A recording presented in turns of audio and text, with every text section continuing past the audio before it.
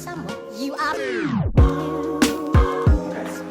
Shall I start with the question? With someone you are. Well, I would like to start. Somebody was talking about why it's a bad idea to do microservices. I think that's a good starting point. Let me get my beer. I think, by experience, every service carries with it a bunch of baggage, right? You have to take care of a lot of things when you're talking about software services. You have to take care of metrics, monitoring, alarming, and all of these things. And when you go full on microservices without a clear kind of path or a clear vision, it just becomes very complicated to deal with all of them. Right? You have, instead of having one service, one monolith that you apply patches to and that you have developers working on, you end up with 10 things, 15 things that people have to really sit down and all the time they spend in meetings. Are we going to do this? Are we not going to do that? Let's develop with this microservice, with that microservice. So I guess the idea that I want to propose is that microservices don't really solve architectural issues. They solve more organizational issues. If the organization is getting very large, very big, it could make sense to go microservices, but if you have a small, startup, 5 people, 10 people, a monolith is just fine. A monolith is just gonna, at the end of the day, we bring value to clients, and a monolith does that just as well as microservices. So that's kind of where I like to start. Yeah. Sorry to interrupt. One of you has to get up. Yes. At my company, my project, we are working on a big monolith. We are 10 developers and a few more persons coordinating and so on. And yes, it's easier to deploy and so on, but if you have some problems like performance issues, you have memory, the memory is getting full and so, you have it harder to debug. And also compilation times, testing times are really high. We need 8 minutes to compile and start the system. Yeah, I mean that's a fair objection. I think the point that I want to make is more, when we hear the word microservice, at least I was like this. When I hear microservices, I was, oh wow, this new shiny thing, this sounds awesome, let's just fucking do it. And then that ended up being a mess. So I think there's gotta be a reason for you to do microservices, right? And those sound like very valid reasons, yeah. So I think we can agree on that. Yeah, I think it's fine to use microservice, but you really have to have a use case for this, and you have to be prepared, and that means metrics, centralized logging, and so on, because otherwise, if there is some problem, you can't watch all the systems on the same time. Yeah. And if you have to trace one problem, you can't. That's the worst, tracing is. What about the size of microservices you are building in a team of 10 people? I'm building microservices now, Okay. but it depends. I think it's a hard question, but for me it's always a business question. One microservice has to solve one business problem, but the size is what is to be discussed. Do you guys, so what's your approach to, you have a monolith right now, how are you approaching partitioning that into microservices? We really can't. It's not, we are building e-commerce sites based on a platform that belongs to SAP. And it's really big. And then they are now beginning to split it, but you can't split it. You have to rely on their update cycle. And when we implement, we try now to deploy maybe some microservices on the outside, because we don't want to grow the monolith. But if we have now something in the code, we have still to implement it on the current code. Or when it used directly something from the platform. Which were the reasons to start doing microservices instead of patching the monolith? I didn't understand what. The reasons were that the client wanted more performance that the platform could give out. But more performance, yeah, I heard that before. And more performance, what is more performance? Because at the end, you have to measure this performance somehow, and I need numbers to know we are here and it's impossible with the current system to go here. We need to do something else. I don't know if you did that before or just was like, we need more performance. They wanted to have one critical system, and with the database design and so from the platform, it's not possible to ensure one high availability with the system. The system you can try to make improvements, but at the end you have one SQL database on behind. Yeah, but still, it's for. I mean, I don't know how many writings you. I don't know what kind of database did you use? Is SQL? MySQL, but they wanted to use some terabytes from data. And terabyte, but writing or reading? Because if reading, both. Both. Okay. You see, writing. I can't agree with that. Yeah. Because the problem I face sometimes, in my current project, we are trying to do microservices, but what I knew in the project, what I saw was like, that was the idea, no? We need more performance, but why is not enough what we already have? Mm-hmm. Why? And no one gave me a true reason to go for microservices. Well, this is better, yeah, it is, but it's more complex as well. Yeah. So we have the monolith working. Why don't we try to split this monolith somehow, refactoring and that kind of stuff, instead of changing the whole architecture and going for microservices? So it was like I needed the data, you know, the how many requests we will expect to have, or how many do we have right now. And this study, this research, we don't have it yet. I mean, I'm on it just to know exactly what will be the size of the project, but right now it's like we are doing it, but I cannot say we are doing it for the right reason, because I don't have these numbers. No. Sorry, you didn't raise your hand, so this, don't look at me, I'm just a facilitator. I'm not an expert like you are, but Not either. but from my point of view, I'm talking more of a client perspective, and I think the problem about the microservices is the communication with the client as well. Like the client normally wants more and more and more, and they don't understand your perspective. So when you're saying, yeah, how do we measure, how do we know what we have to do, or what the issues that we're facing? We don't know.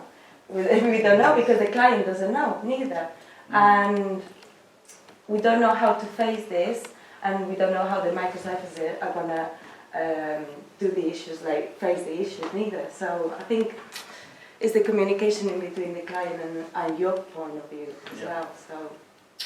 But the point is changing to this architecture without knowing exactly if it will work is sometimes maybe it is a waste of time. Yeah, absolutely. Or it's an investment, it's like a bet. Maybe it is worth it or maybe not. It's fighting against the wall sometimes. Yeah. Yeah. It's from our side and it's from your side as well. So. Well, to solve that problem is first identifying which are the problems of the model and why the client is asking for them, for a change. Identifying which microservices we can take out from our monolith because of a performance issue or because we want to run it independently of the core service of the core project. Is for me the key, and the communication between each microservices or the whole system itself is just a technical issue. Yeah. But defining which part of my monolith needs to be a microservice and independent is the key of the refactoring, because the refactoring is costs a lot of time and a lot of resources of the enterprise, the people. So in my point of view, it depends. There is no need for refactoring something that is working, and is no need to it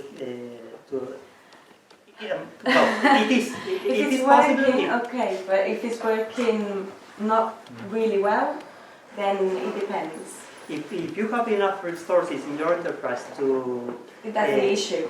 If you have enough resources, but we don't know from the point of view of the client, we don't really know what your resources from your side. So I want to bring some light about two topics. One is the performance of the monolithic service, and the other, when you talk about the resource or the dimension of the project, it's not the people, the team dimension, it's the project itself dimension. The project is too big and different sections, then it can be split in microservices. And the other thing, in a nutshell, is the performance testing, for instance. It's that easy as take a timer and connect the timer when you start to, and then when it comes back the response. So if it's a service that it takes 800 milliseconds, for instance, and the proper time is 200 or 400 milliseconds, half a second, if you break in two and you have 200 milliseconds for one service and 200 for the other microservice, you are getting double performance, splitting the service. So, and the technical debt as well, if you continue refactoring the monolithic service, it will be a huge technical debt for the future. I agree with you. That is why I'm saying that the first step is identifying what this, why is needed to, and what we can split in the monolith as a microservice, and do, of course, the proper refactoring, and if we are doing some metrics, we can also do some metrics inside our company, how much time it took to split that, and what are the benefits? The benefit is that each service has his own times to respond and consume that data and returns back some results that another service consumes. So the global time for the entry point and the result is reduced a lot. So, and now the user what wants is immediate, something immediately present. So for that reason, because if you are designing a Java-based service or another infrastructure that takes probably one or 2 seconds to load, the application web, in web terms, is not feasible. I think this is one question. The thing is, you did measure before the time the clients are spending in the website. It could be also load testing, but the load testing you mentioned requests per second, how many requests per second is needed. This can be one argument for the load testing. In parallel, balanced or unbalanced, the service or the topology of the service, if it can be balanced or unbalanced or recovery systems. Well, I wanted to share something because I think that we are speaking about performance, and I think that microservices for performance is not a good idea at all, to be honest, because I heard a lot of stories about my application is going slow, so I will do microservices, so it will be faster because it's lighter, but not necessarily. Not necessarily. Because you can have a lot of latency in the communication between services, and you are going even slower. So in my opinion, I think that performance, you should analyze the performance problem, because maybe it's a bottleneck in a query in the database, and changing that query or changing the way that you are attacking the database or the service is improving the performance, and you don't need to change the whole architecture for that.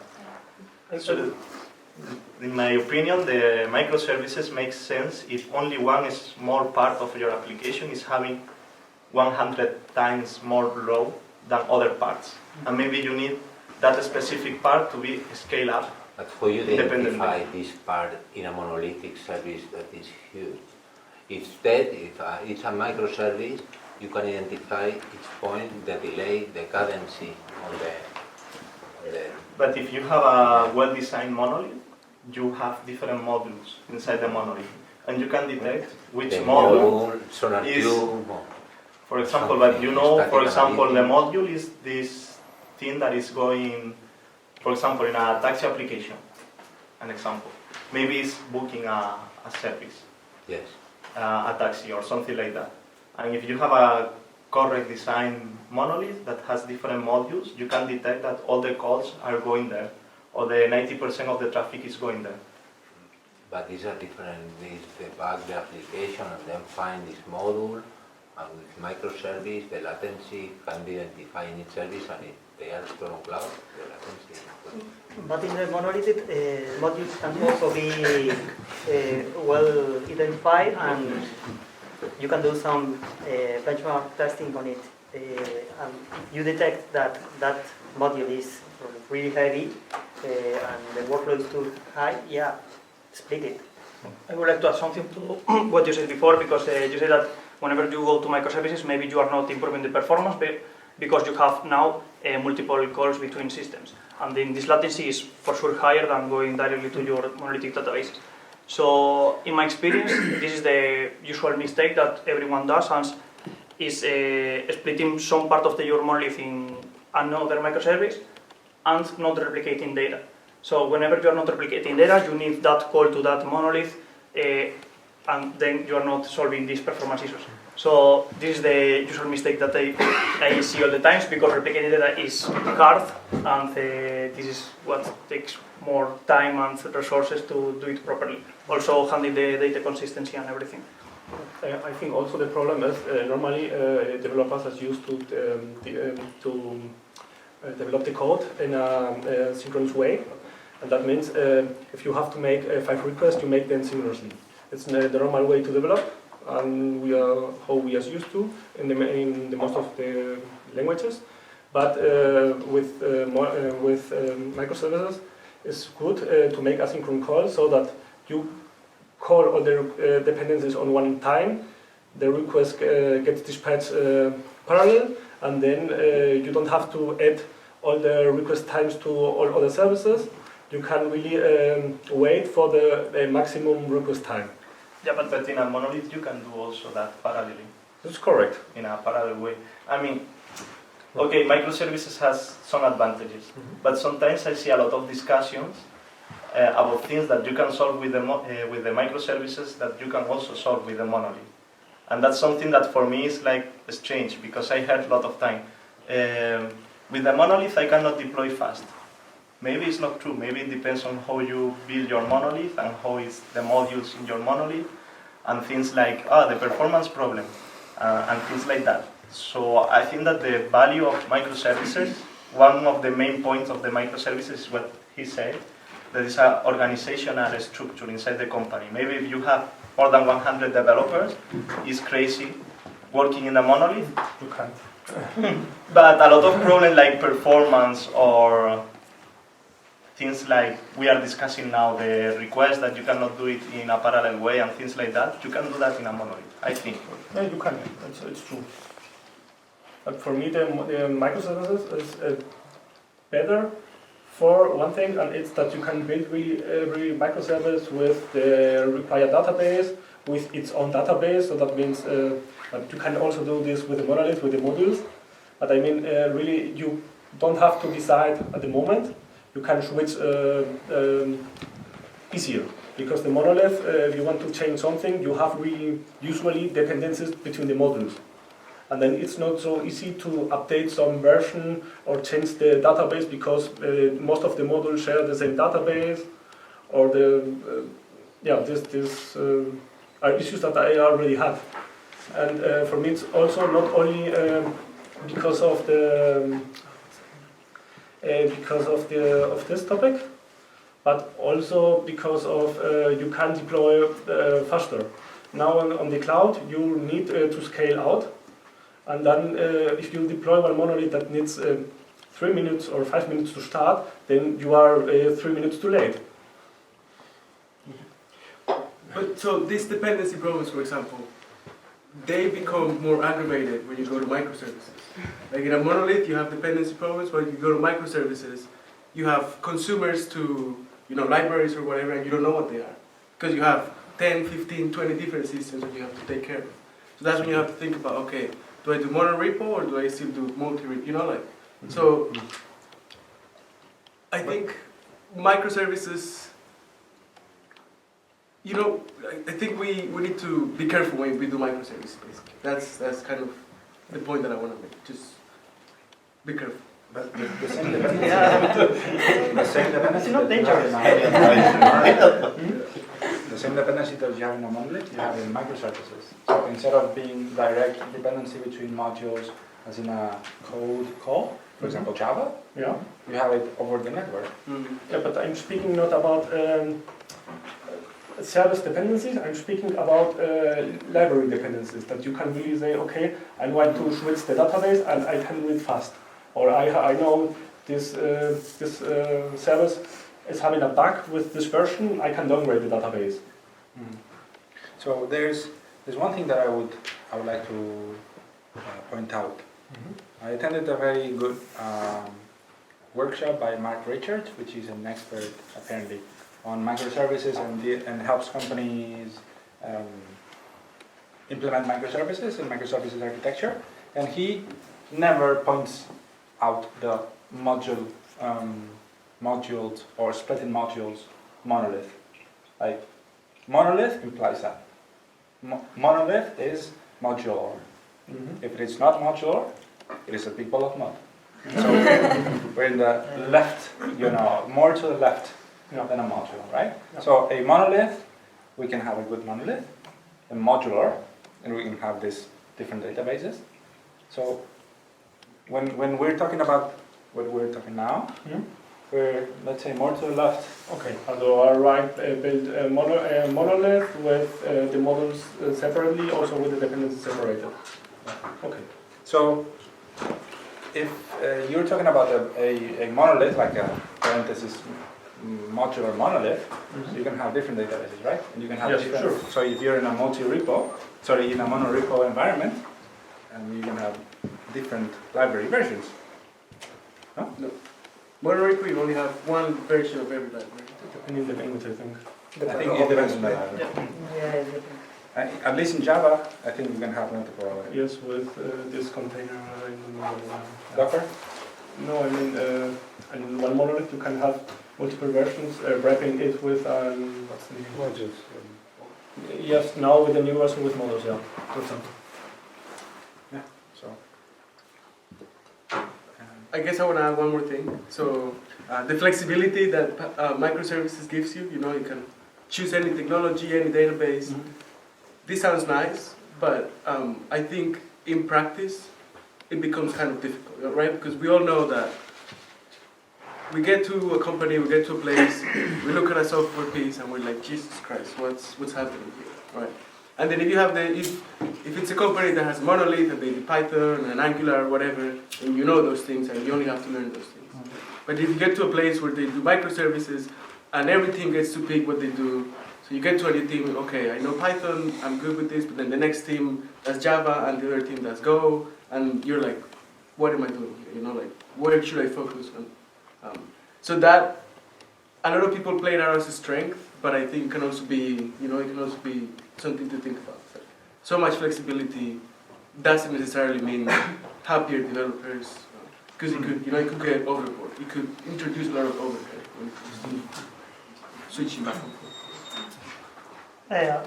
I think a little bit different about how happy are the developers with the microservices, because working on a small project as a microservice, and you know which is the context and the boundaries of it, is pretty easy for the developer to really work on that code. So I think it depends. If you do some spaghetti code between all microservices, okay, you will always have a problem, because if you have an architectural problem, that's root.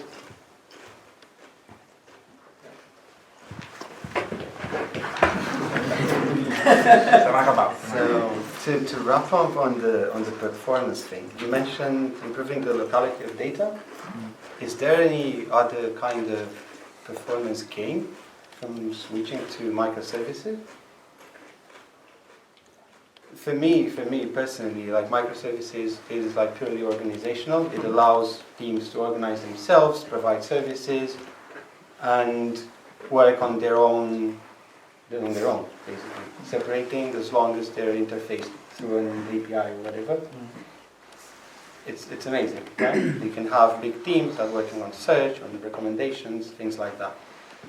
Is there a performance gain to microservices except of organizational time, which is really important, right? Because if you don't depend on other teams to release your product, then obviously there is a gain there, because you'll be able to release better products more often.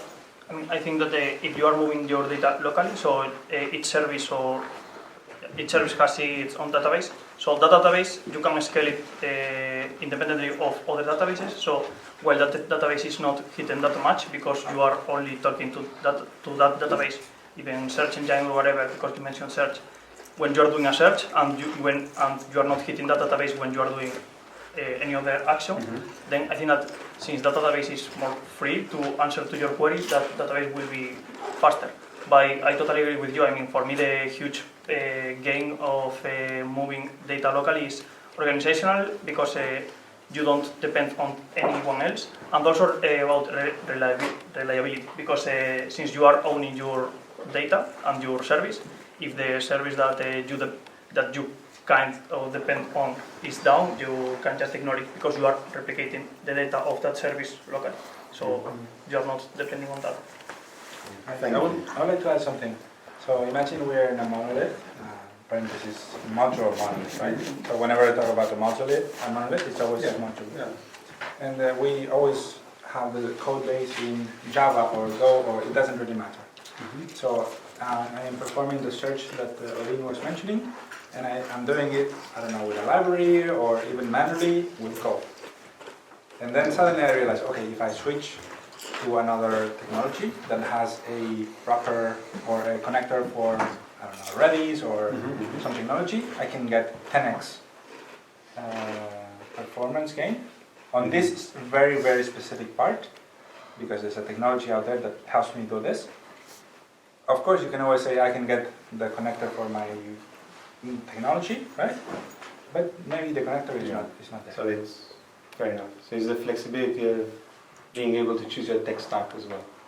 So as someone was mentioning before, the right tool for the right job. But there is also implications to that, right? If you're a Python shop, and then Go is the best tool for the job, now you have to ensure that all your developers at least know a bit of code, right? And that's resources that the organization has to spend, and the developers know in Go. In my opinion, you don't need everyone to master everything. Sure. Right. Not everyone, but at least a subset of the developers. You can be a full stack developer if you want, and master front end and back end and DevOps maybe, and a little bit of UX if you want. But don't move. Stay put. But not everything, right? So not Python, Java, Go, Redis, this and this. Right. So at the end, even at the domain level. So if you're in search, it is quite probable that you are not going to be a master of finances. So the way I think about it is, as a developer, I like to have, as much power to do everything that I want to do. And let's say I see a bug, or I see something that I can just quickly fix, and if my language is Python, and if everything is Python, then I have access to pretty much everything that's in the company, right? Yeah. But if there's parts that are not Python, then that creates a barrier for me to go in there and kind of, interact with that. So I'm not saying it's a bad thing, I'm just saying there's trade-offs. It's not just, this is a better tool for the job, right? It could be more performant, but at the same time, it could sacrifice some of your talent, right? You need to, think about, it's trade-offs, basically. It's not just, microservices are the shit, and we should do this, and it's the best. There's always, the counterpart of all of that, the consequences. Let me give you an example. In the past, I worked with a client in which there were 6,000 developers. 6,000. Okay. Approximately 2K in C++, 3K in Java, and 1K in JavaScript. Okay. So I belong in one team. Sounds fair, right? In my team, we had approximately 1 million lines of code. Do you believe by chance that I have time to to know all of the code that my team was responsible for?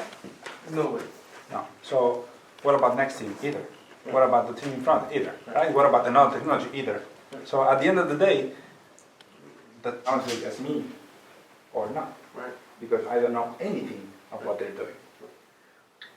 But wouldn't you agree that you should try to strive for, try to pull towards the other way? Like, you want every person in your organization to be able to maybe not work with it, but at least look at a piece of code and kind of understand what's going on. Kind of understand, yes, but what's the point of understanding if I cannot modify? Then all these things that are very complex, that are interacting with each other, you know that the changes that you're making, are going to be coherent with what this other thing is doing and what this other thing is doing. And if you really can't dig through it, and it's a mystery for you, then you can't really, strive for that. Yes, I agree. But I think you're missing the point. Is you're making microservices. From when you start doing microservices, you need to start thinking how communicate with the other services you have. And if you have different languages, the first things you need to think when you are coding is have documentation. If you don't have documentation, you don't know what they are doing the other services. So let's focus first in create these documentations. For example, right now I just joined my new company. My new job was reading a little bit of the monolith we have. But directly my boss said, no, we will start redoing the stuff.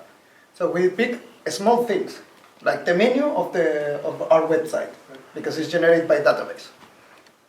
The idea is I check out the code who is getting the menu.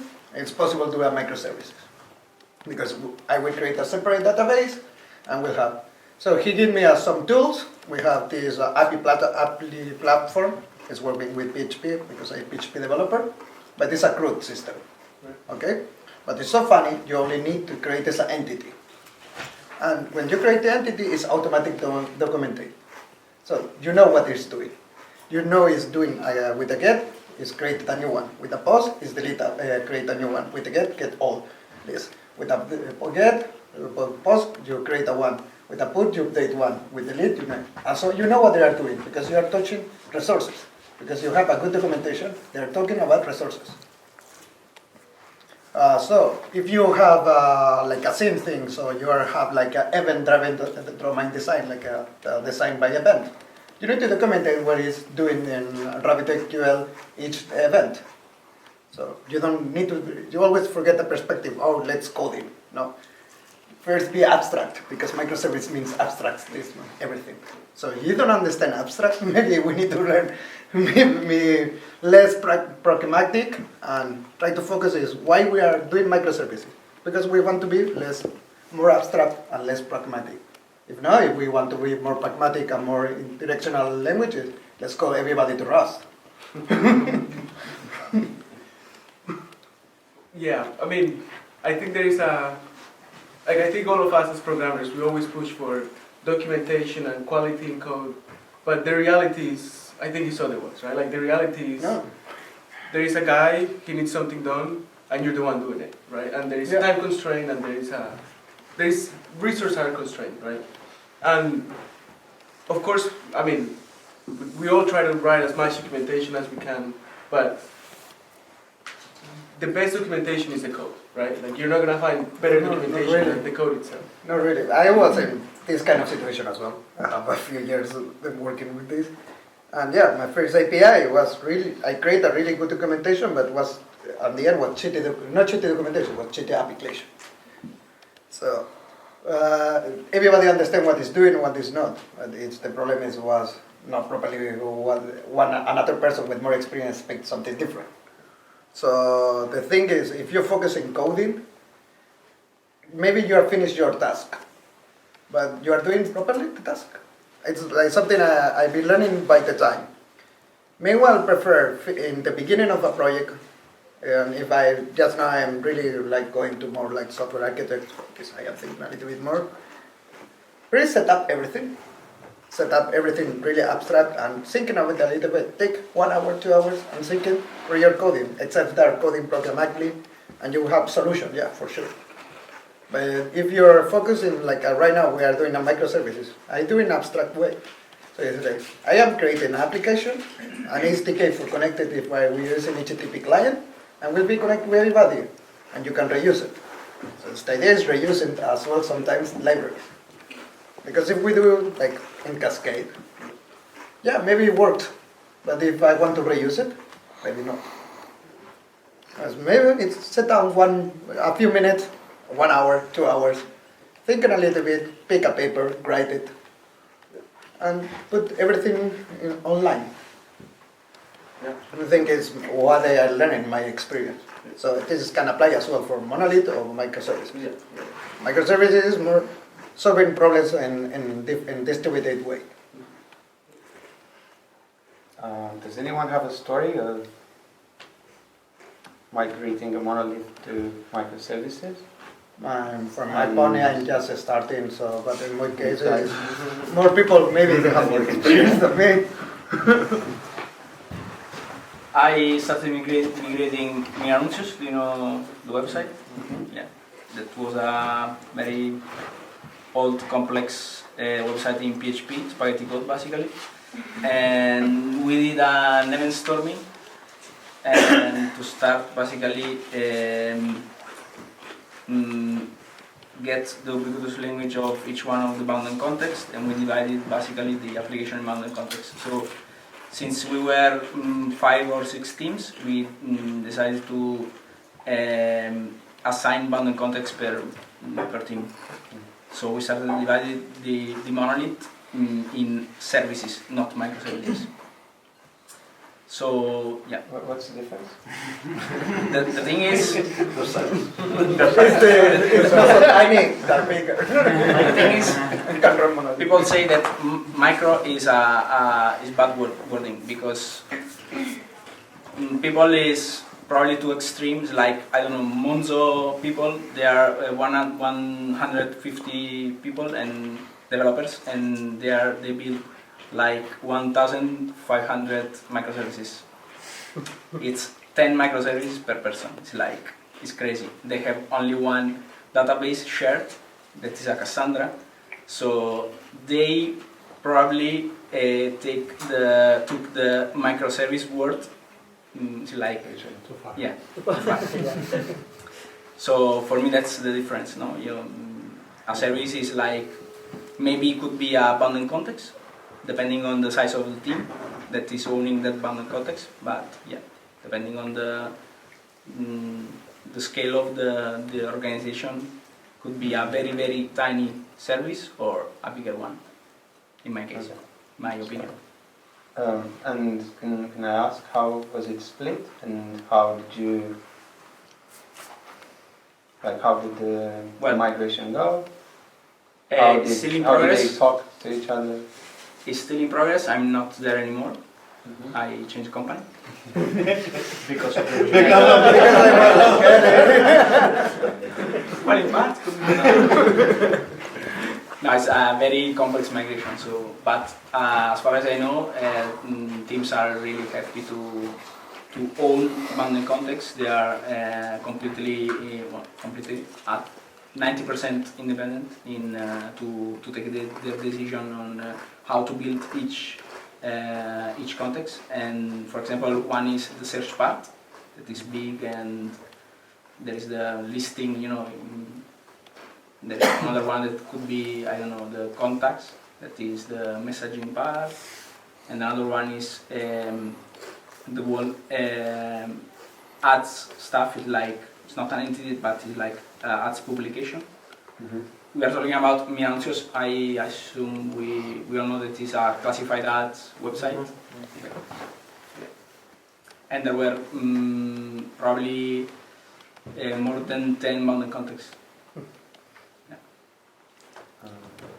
Can I ask about the communication as well, just to get back to Communication in what? two questions. How were the services communicating? At the beginning, we had a Kafka provided by the company, so we started with, in some cases, every time sending events, domain events, and in some cases HTTP request synchronously, depending on the what we needed in that moment. I just wanted to add to what you were saying. You are absolutely right, because for me, like documentation, well, I'm a project manager, I'm a PHP developer as well, but for managing projects, we need some documentation to be able to know what's been happening before or after. Well, afterwards obviously not, because it's not been done, but what's been done before. So for migration, for example, any problems, any issues, anything that's been happening, so in the code, or any problems or anything with the database or anything, so it's never done by the developers. Never. Ever. I mean, you can read the code, but the code is not explaining what the problems have been happening. So, there is another problem, that because now in this company, we had always the idea to be documented.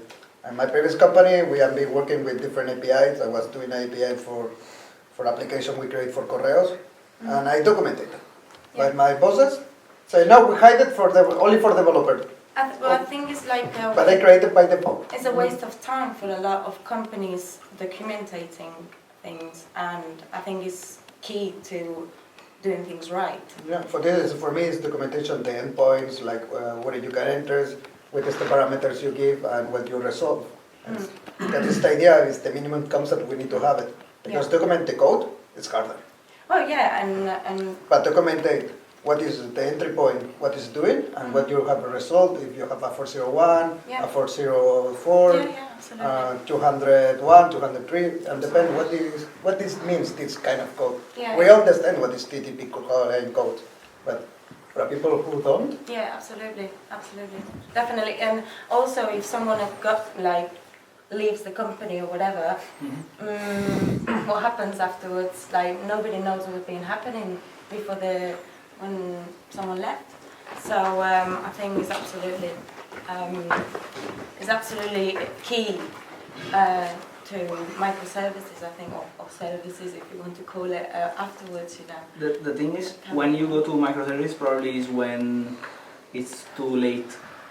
In the sense that probably the monolith is about to explode, so you are firefighting all day with monolith, and then you say, yeah, we need to go to microservices. Then meanwhile you are migrating, you need to still firefighting with monolith. Yeah. That's why it's a never-ending story, basically. It's like. And then there are product managers that say, yeah, we need to do another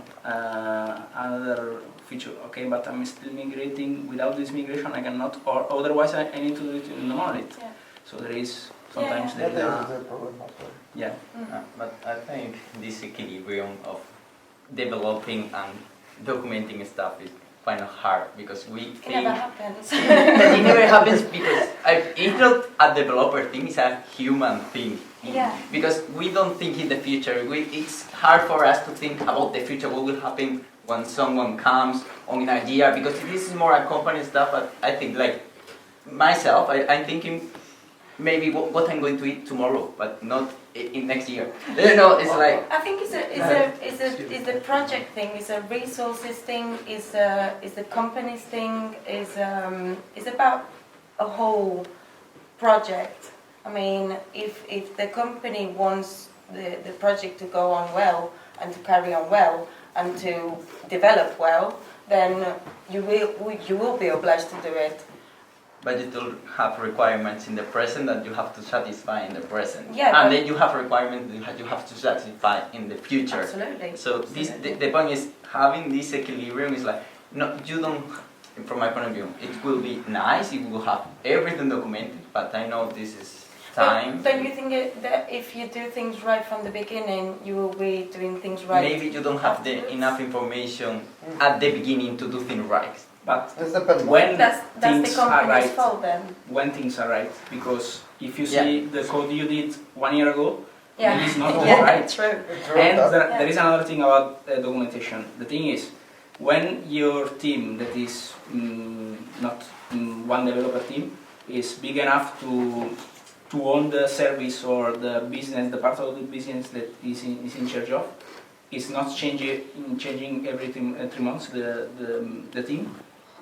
Basically, the team is the documentation itself, because when you need something from that service, you can ask to the PM, to the lead but then developer. it's a problem if someone leaves, for example. But that's the thing. If one person leaves, the team is still there. But if the entire team changes, exactly, that's the and problem. that could happen, and it happens. Happens probably because some companies are like, okay, let's do this project 3 months, then move to another project, then move to another project. So the ownership changes every 3 months. Yeah. So the key point for me is ownership, and it should not change every 3 months. Yeah, and then again, you have like small projects or big projects. It depends a lot of how the projects work and how big they are as well. It is kind of bad with the documentation as well. Okay, is in my case is we documentate, for example, the error. Everybody can use it, the error output. So will we have everybody on at the time documentate what is the error meaning? Doesn't matter the endpoint and the entry point. We have the same errors and the same standardized errors. It should be better if we have the inputs. We have an entity. If we have an entity, we will have a standardized thing because we have the inputs and the output. And when we have an entity and we have the exit, we can have auto documentation. So we can solve the problem because I did it that way. I've been doing auto documentation for more than 5 years. So there's this idea by Peter Noor in which he says programming is theory building, and one of the hypotheses that he has is you cannot write down the hypothesis based on which you build the program. So it doesn't matter. You write Confluence or you write test or you write I don't know documents. Any kind of document cannot express the hypothesis that was behind the building of the software. So that could explain why the documentation that you write is never enough. Because when you want to go there and try to understand why this was built, why is not there. It's what. So for 1 and 200, but why we cannot express it because it's based. The theory is based on a theory, right? So I have this impression. I have this concept, I have this understanding of the software, of the problem, of this domain, and this is just a theory. Also, I want to mention about documentation because it's a constant topic for developers. The code itself, if it's well code, this is documented. But not. I also want to expose that for API services, you have the Swagger itself. Exactly, that is so why the I'm Swagger talking is about. not code, but No, it's the documentation. documentation and it's in web form. It's only web form. You can give in JSON. And if there is the IDRI system with JSON LD, if you have JSON LD, there is a lot of JavaScript libraries that parse it like this, and you have automatic resources everywhere. And you don't need to code it. Then it's auto-documented. Yeah, exactly. You don't spend any time for documentation. On documentation. But if you're doing a good code because you have an entity from exit, this is auto-documented because you know what is in the entity. And the other question. Many people don't even know. No, it's like a document. Okay, I will have an exit. Yeah, right with some keys inside. Yeah. That is. It's like if a smell is quack like a dog and smell like a dog, you believe it's a dog. No, you need to tell me it's a dog for no it's a dog. The other question you were talking about the inputs and the entry point. A dog has 4 legs. Yes, this could be a dog. So this is an example, but for API, the performance that we were talking before, you only instead of input represent and the output, the outcome of this. You can also have sequence diagram or participate in an architectural meeting where the different team members explore the architecture, why to break down in the split in microservices. Yes. Each piece of each microservices will return to the next service that consumes that data. So it's more not only inputs and outputs. No, but it's But another way to do the it. sequence diagram, if you have a monolithic, it's only start and And end. then, yeah. And then with a microservice, the sequence diagram. Yeah, but sometimes it's break No. because sometimes you are, for example, if you're doing async a question, maybe you are doing HTTP client async and you don't expect nothing to wait. No wait. Then the next service comes directly instantly. Yeah. Yeah, exactly. If you have event, you're calling something, returning something. I want to come back a bit in the conversation because we were discussing this, what is a microservice and what is a service, what is the dimensions of this stuff. One of the things I was wondering is who is, actually I wanted to ask you directly because you were in the project, but who really is in charge of defining these bounding contexts? Because okay, we are business, we need this, we have these issues, we want to solve it. Are we as developers the ones to choose, okay, this can be done with microservices, let's do this, or they have to know what more or less are services. I don't want to sell microservices as these services, and we want to do one service for this part and one service for the other part. I don't know who is really in charge of deciding this. I don't know what is your experience with this. The thing is, normally the team decides if one service, two services, or whatever, and how to do that is like you asked for the bounding context stuff. Basically, is the team that defines after, for example, an event storming. This is a workshop you can organize with business. What is an event storming? But I don't know what this is.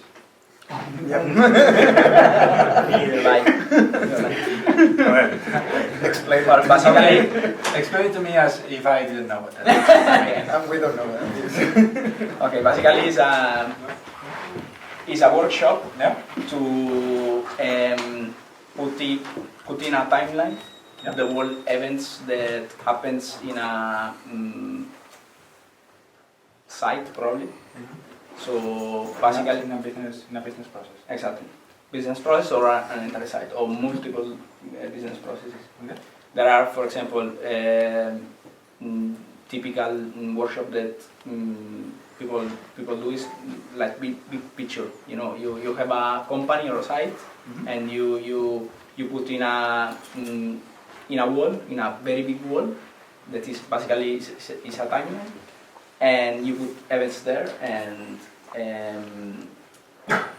then with this you can see basically the flows of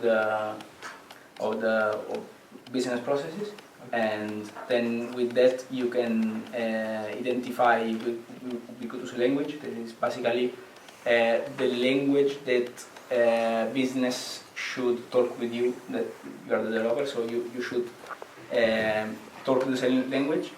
For example, a person that is inserting an ad in a classified ad Behavior site. design. Behavior design. No, the name would be, for the person would be probably a seller. That is different from a person that is searching for an item. That could be a buyer. So it's not the same user, because one is the seller and one is the buyer. So this workshop is useful to define these two. Okay, I think I got it now. You were sorry, I didn't want to interrupt. You were talking about how do we identify bounded contexts and how do we split them. And you were mentioning the event storming. Well, after the event storming, normally there is a session with a bunch of developers to identify with some techniques to which one of the bounded contexts within this big picture. That is the output of the event storming. So is this what you were asking? Yeah, Because yeah, I interrupted no, you. but still, and in this, I didn't know about this brainstorming. So, but I think in this brainstorming, you are both mixed. I mean, the developer thing and the business thing, because otherwise you don't Marketing, have this. business, this The concept, CTO, yeah. this vocabulary to talk about exactly. the topic. Okay, that's nice. Ideally, you should bring some subject matter expert to the meeting, and you correct me if I'm wrong. Domain expert. Domain expert, subject matter expert, someone who knows a lot of the domain of the business process. This person might be a programmer who has been 20 years in the company, or a non-technical business user who really knows outside in how things are going and how payments are processed. Right? He or she may have never touched the code, but they know really well that if you put 9999, it fails with an exception. Right? So this is the kind of person that you want. The one who has knowledge about the domain. Okay.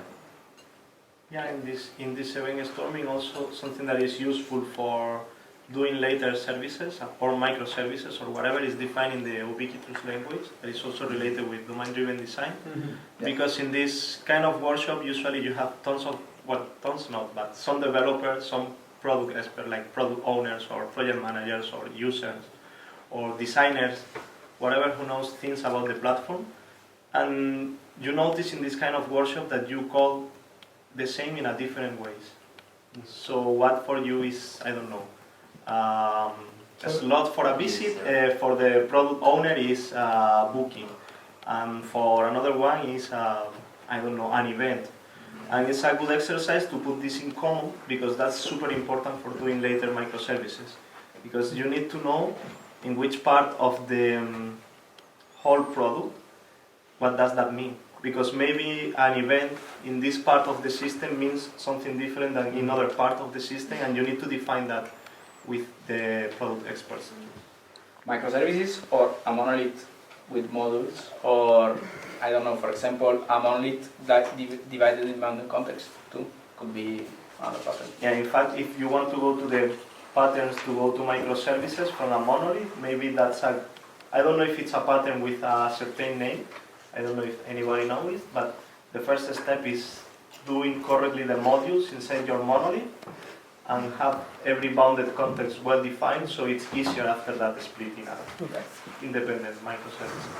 Splitting the database too, for each bounded context should have a dedicated schema, for example, for the database. In microservice architecture, yes. In service-based architecture, you don't need to. In service? Service-based architecture.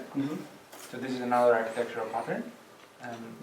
So several services can share the same database. So this is one of the differences that makes a difference between service-based and microservices. So each microservice should have its own persistent environment. If you still need to retain some async properties or strong consistency, you cannot to microservice for that part. So you say, okay, I want to be more modular, but still be independent, so you go to service-based architecture. So this is something that I forgot to mention earlier, because it came up in the discussion, but microservices or monoliths is not black and white, right? So you can use it both. This, and you take the... This is what we're doing in my current company. We are doing microservices, because we have a big monolith and we want to split small things, and we are just starting. So we are starting with the most simple things we can do. So let's effort if we need to integrate with the monolith. So that is maybe it's the one way to start doing microservices in a monolith. Take out the things is simple and takes less time. Go with microservices will not take more effort or less performance, because in the end it's simple things. And obviously each one need to have his own persistence. You cannot share the database. I was in another meetup with talking about databases for microservices, and there was, I don't remember right now the name, I need to look it for my notes, but they have, for example, if you need some information from another database, you can create a ghost of that image and bring that. And it is like have a view of that part only for you. You cannot modify it, but you have the information. If you need to do joins and stuff like that, it was really nice for MariaDB. And you have like a a ghost table, they have replicated with the other, and if you need that information for that, because you need to do joins and you don't want to do API calls on things like that, it's possible doing these kind of things as well. But maybe it's like a sort of temporary stuff. It's like yeah, to temporary. replicate. Okay, okay. Yeah, it's temporarily, completely. Keep it more time alive. Okay. But also we are always discussing monolith versus microservices, but you can have a combination depending on the business needs. Because maybe you can have the 80% of your application in a monolith and it's working well and it's not giving you much headache because you are not changing that part of the application and it's working properly. And you detected that something inside that monolith needs to be scaled up and be completely independent, and maybe you have a microservice only for that part. But you also detect that it's cheaper for the business having another part in a service, not in a microservice. And you are sharing the database with the monolith in a different service. So the important point at the end is check the business needs and do the architecture that that business needs. Yeah, it's obviously but depends on the business. If you are doing really big platform and most part, if you need to do business logic and you're doing DDD, obviously most important is complain what is in the core. And because you have layers, obviously you have this kind of difference. If you need to do microservices, you have interfaces and stuff like that, and so it will be less complicated because at the end, DDD, for example, if you are doing domain-driven design, I was talking about abstract this month as well. Talking about the architecture, you said do the architecture for what the business basically asks you, no? So not exactly the same, but it's the Conway law that says the code the architecture that you are producing is like a reflection of the structure of the company. But have you heard about the inversion of, I don't know exactly, Reverse Conway mode. Manuel? Yeah. Yeah. Do you have experience with that? Trying to push, it's like I want to apply this architecture. I want to push from the bottom to top to change the structure of the company. Do you have some experience with that? No, to be honest. Okay. Because I imagine that you are asking product owners or whatever, I'm going to change this architecture because I prefer this one, and they say, okay, this is working, why are you going to change it? So maybe it's good for an exercise and learn things, but when you are in a company, or maybe if it's your own business and you see some risk there, I think that maybe you are not going to do that because it's working. And it's maybe for an academic purpose and learning, it's only my opinion. But doing it in a real project that is giving you money or the company that is paying you, maybe it's risky. Maybe it's working, but can be improved. Not like they don't know we are slow. Because, for example, a common pattern is that a PM wants to change a lot of things in the site, for example, no? But probably it's better for the team to focus just on one feature or one context, no? In this case. So maybe you can ask to the product owner to stay within some boundaries, no? This is a sort of change. Yeah, but if nobody is complaining that it's slow, maybe it's not slow. I mean, for example, if you have a car that can go 200 kilometers per hour, but you are only going 120, why you want to have a car that can go 250, for example? But wouldn't be? It's like business as usual. It's like is fast enough. We are not going to change it. But yeah, because in the end, a software developer is automating a business, usually.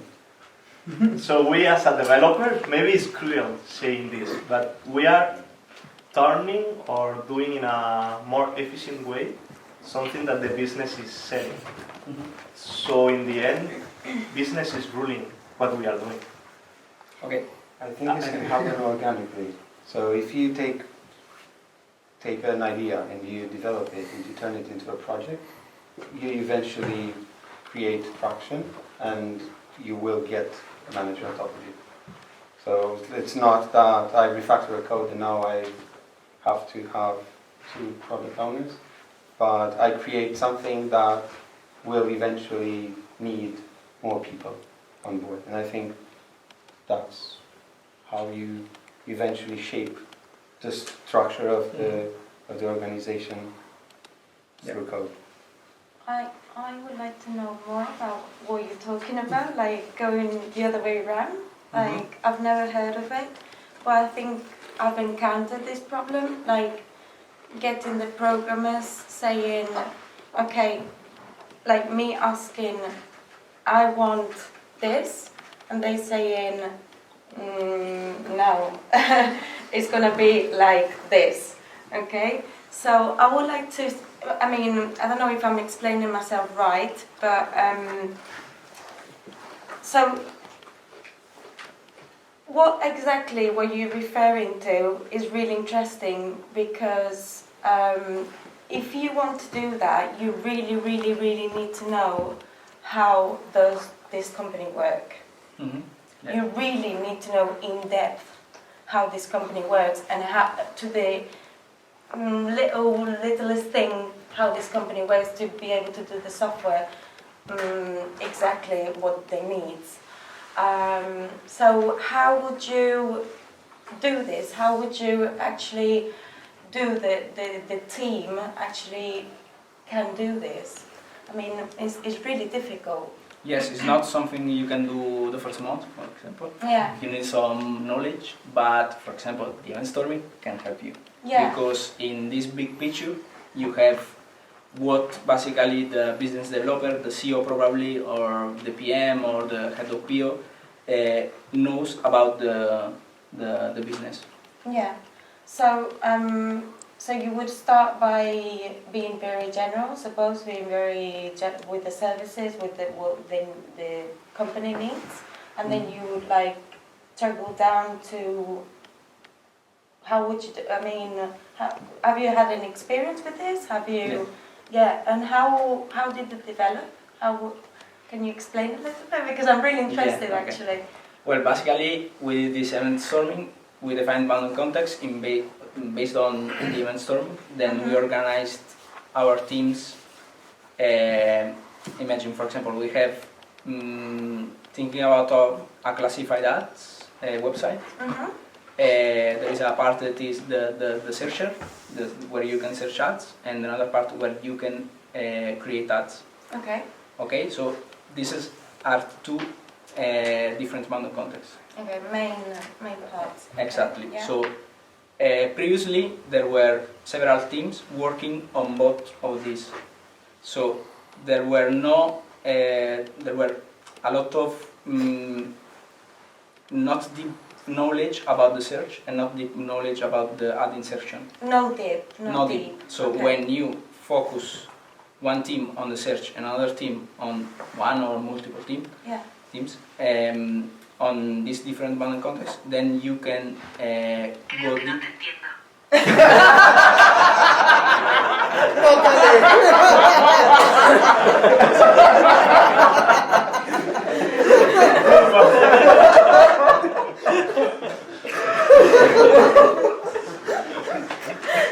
You will have to explain again.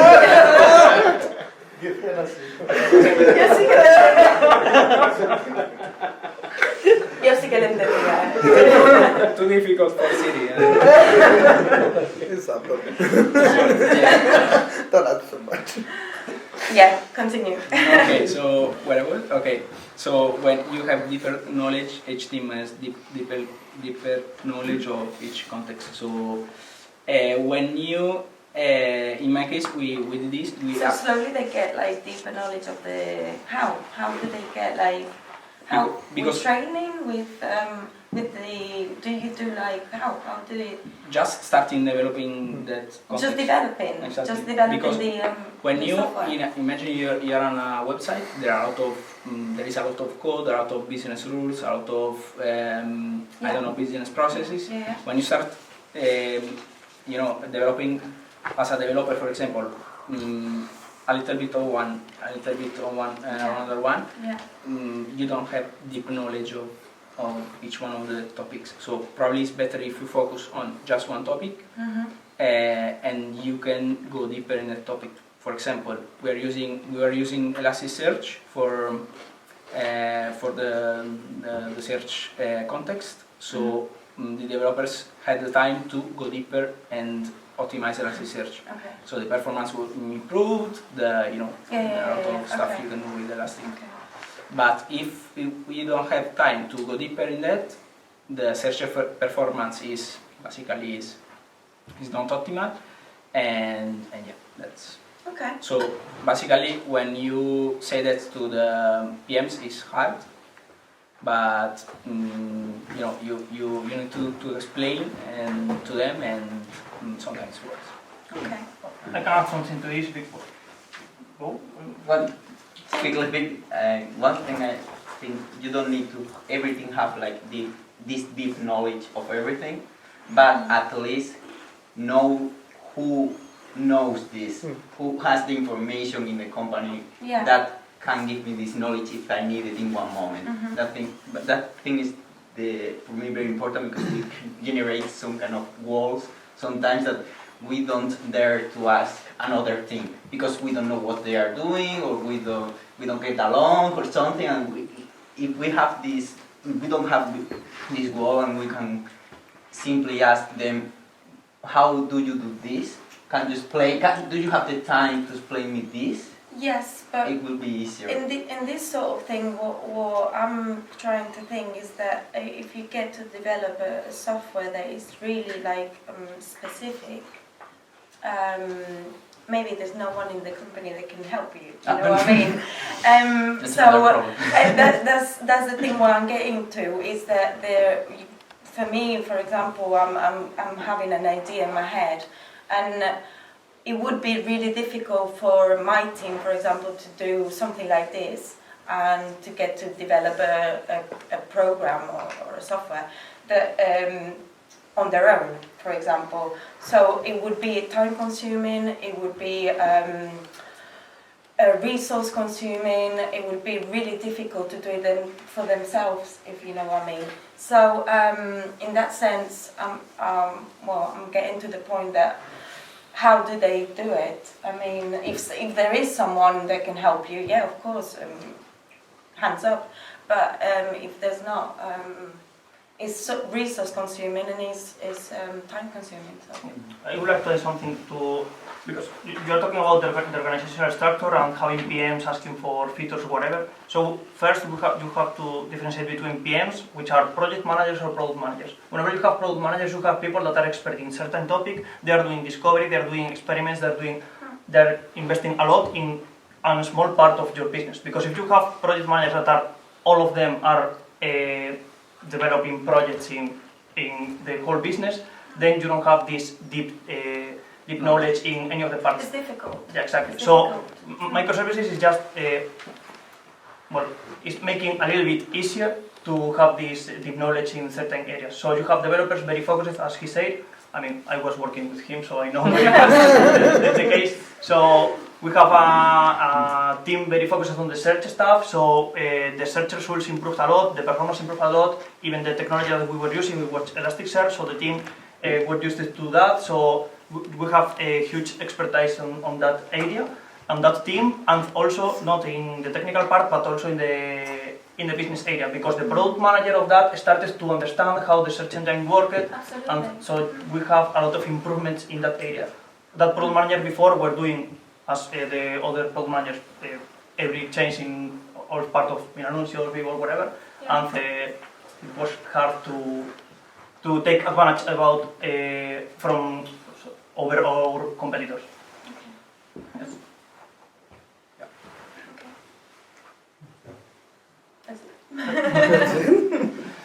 No, I totally agree. It's about the project manager and the project manager as well. So, it's really difficult to let the team work and not give them the tools or the information that they need and just let them do whatever without the information. So yeah, absolutely, I'm totally agree. But I really wanted to know how, what the approach was and how they did it. Sorry, because I've never worked like that. I've always worked with the right. This is what we're doing. This is how we do it. Da da da da da. And this is from there we're gonna develop the software and we're gonna carry on with all the services or the issues or whatever the client is asking for. So and I was wondering yes. how. This allows I mean, if you go deep in the topic, this allows you to reverse the direction of how decisions are made in a company. Because for example, in my current company, what we're trying to achieve is to get some objectives from top layers, and then we can just what we want to do to achieve these goals. If you are working the other way around, then usually this happens. So you have a founder or CEO that say, okay, we have to do this. Then you have a product manager which is not deciding any product thing because he or she is just executing what the top level is saying, and then you have a bunch of developers that are again doing the same. So if you reverse this direction, then you have the team is empowered to take the decisions, and since they have very huge domain knowledge, they can take probably the best ones. I absolutely agree, but you have a layer where there's the client and the middle layer, where you find the client and the company, okay? And this layer is a bit of a dangerous layer where you want to push your team and you want to push what you believe is the best for the software and the best for your team and the best for the product. And then you get the client where he's pushing you and he's saying, okay, this is not working, or this I don't like this, and this is not right. And so it's a bit difficult in that layer. Yeah, you can hit cultural constraints. Yeah. The thing is, we are not, as developers, we are not used to say no. To say, hey, this is the best way to work, and we should work as it is. Yeah. Definitely. So yeah, but the hardest part is to convince, for example, the PM. And yeah, exactly. That's where I'm getting to. It's really difficult to be in the middle layer because you want to one side you want to have it like happy and the other side as well. So sometimes it's not like that. It's not always happy. Which one was the other starting question? So we have two starting questions. How to split the monolith, including the... Oh, you want to say something? I have a question. So, about the bounding context, how do you do it in your company? Do you do from front end to do you do micro front end? So you do everything, all the row, or the mono, or in the front end you have more like mono? In my case, the front end was a React front end and was a monolith. But the idea in the future, I'm not there anymore. Maybe go to micro front end would be the best. Probably I don't know. Because if you have, like the whole context or business process, totally isolated. In my opinion, would be better. I never designed a system from scratch doing microservices, so I always started from a monolith. So I didn't have the chance to say, okay, I have a micro frontend, or I have the chance to design this since the user interface layer, and then develop whatever is behind. No, I always have to split something that I already have. So I can't answer. But there is another problem, is that for front-end part, the web part, there are micro front-ends, but for the apps, they have modules, but it's still a monolith because it's shipped together, no? The APK, for example. So anyways, you have a monolith. We will have one somewhere. And for me, we had that experience that we went to work for a company.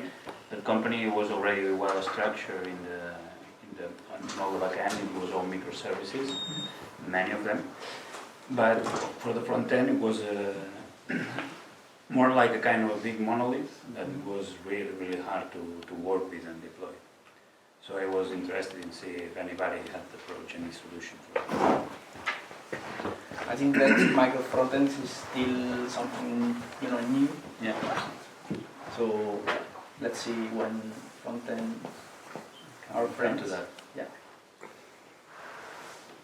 Talking about the main thing, the main topic, when to use microservices. I mean, in this talk, one of the ideas was if you want to have this bounding context with small teams, it's a good idea to have them. It is not a good idea, not overall, if it's a performance issue. If you have a maybe it's not a good idea, maybe it is, but you have to discuss it. I know some more real reasons you have to really go to this microservices architecture. That you see this is a good reason to go here, to do that like this. In my case, size of the team. As said before, you cannot put 100 developers in working on a monolith. Yeah. So for me, that's one of the main reasons. But for performance, I don't think that splitting two microservices is like a good. I don't know, probably splitting in several services, but not 1,000 services. Just probably 2 or 3, I don't know. Depending on the size of the team. In my experience, the performance is always driven by the storage that you are having. For example, if you have a huge Postgres database, even if Postgres is awesome, maybe you're hitting some limits if you have a very high traffic application. So you can split some of that data, start replicating or whatever, and maybe you can use just, I don't know, for just a small part, maybe you can detect which is the one that is hit the most by the users. Maybe the search, so you can add an Elasticsearch behind, you can use Dynamo for one part of your data. And then you can just avoid this performance problem without splitting really the code in several services. Scaling, it's more when you have to scale this exactly. one part. Yeah, exactly. It's good to have these microservices because scaling the whole monolith is not feasible. And this is the performance issue you can deal with when you are using microservices. Yeah, also depends on how you build the monolith, because if you build the monolith with scaling in mind, you can just build your database in a way that you can then scale it horizontally as well. You can have a sharp key for every single entity that you have, and then you can just add more Postgres clusters. You can do that. There are companies doing that. But if you just build that without that in mind, then you don't have these tables partitioned properly, you don't have the code prepared for having these sharding keys, so then you can't add just more clusters because you can just split the data across all of them. So it's very hard whenever you already have the system.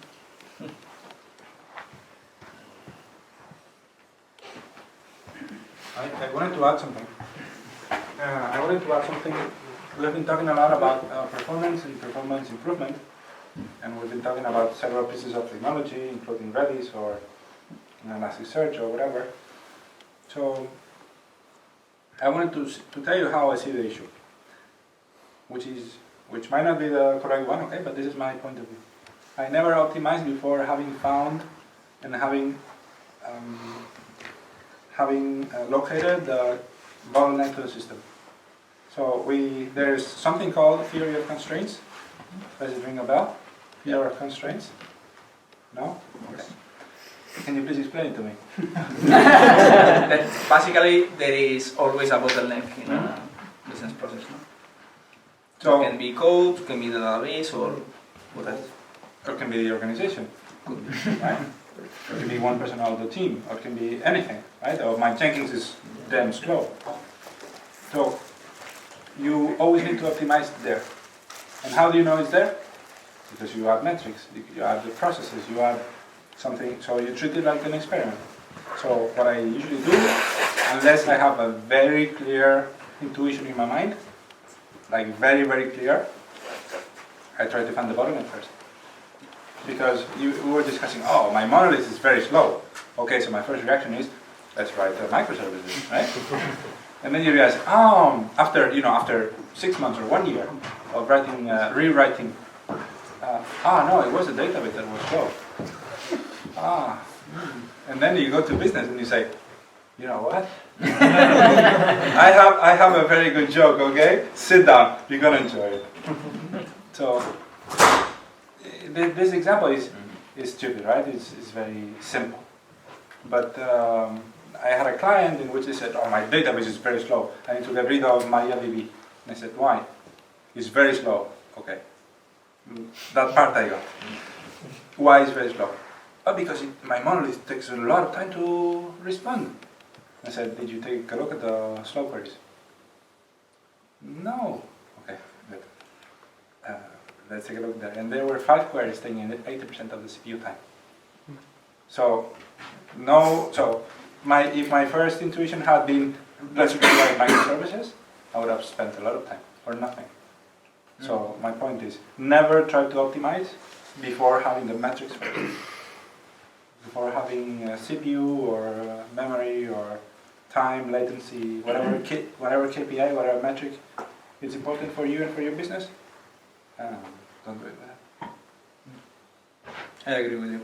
But there are cases when there are, I don't know, millions of slow queries, and the monolith is a big mood, and it's better to migrate to microservice, or depending on the size of the team, or spending 3 years refactoring the monolith. I think this is why you left, no? No, I'm just kidding. No. But I agree. It always depends on the case. But my job is not only tell you it depends, but rather try to understand what is the context and help you come up with a solution. Sure. Right? So in this, yes, there are cases in which rewriting from scratch makes sense. So I just met with a possible client today, and they said, we have this system, it's working very well, it's making a lot of money for Spain. We want to expand it to another country, and we want to rewrite it. And I said, why? Because we've learned a lot from the experience of doing it in Spain, and we know which parts we want to reuse, like do the same, and which parts we don't want to. So my first intuition would have been, can we isolate the parts that are similar and the parts that are different and then reuse? And they said, no, we don't want it this way. And I said, why? We had a discussion, they have good reasons behind it, and I said, oh, it's great, it's good enough. Right, so yes, there are cases in which it makes sense. Yeah. There are cases in which it makes sense. We have 10 minutes left for the discussion. Is there anything that you would like to talk about for 10 minutes?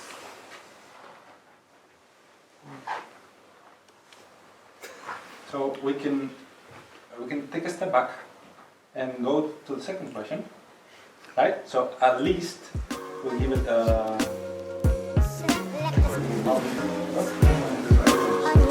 Do I get a discount?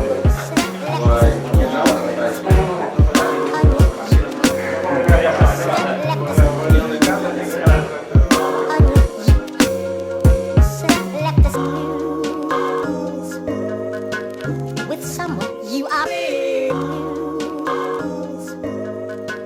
With someone you are.